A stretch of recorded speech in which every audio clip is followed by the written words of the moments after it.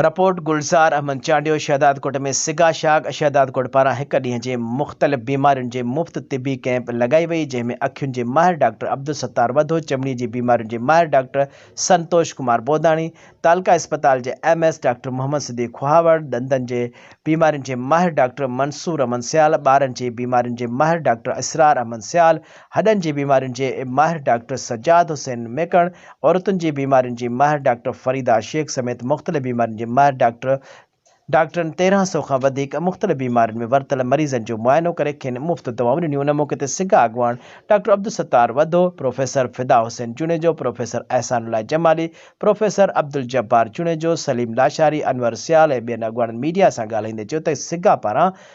मुख़्तलिफ़ वक़्तनि ते शहदाद कोट ऐं आसपास जे इलाइक़नि जे ग़रीब माण्हुनि लाइ तिबी कैंपूं लगाई वेंदियूं आहिनि ऐं हींअर मुख़्तलिफ़ बीमारियुनि जे माहिर डॉक्टरनि जी निगरानी में हिक ॾींहं जी मुफ़्त तिबी कैंप लगाई वई, जंहिंमें मुख़्तलिफ़ बीमारियुनि जे डॉक्टरनि 1300 खां वधीक मरीज़नि जे मुफ़्त चकास करे खेनि मुफ़्त दवाऊं फ़राहम कयूं आहिनि। उन्हनि चयो त 2022 जे बरसाती ॿोॾि खां पोइ शहदाद कोट ऐं आसपास जे इलाइक़नि में मुख़्तलिफ़ मर्ज़नि मुंहुं कढियो। मेडिकल कैंप जो मक़सदु ग़रीब माण्हुनि खे मुफ़्त इलाज जी सहूलियत फ़राहम करणु आहे ऐं अहिड़ियूं कैंपूं मुस्तक़बिल में पिणु लगायूं वेंदियूं त जीअं माण्हुनि खे इलाज जी सहूलियत मुयसर थी सघे।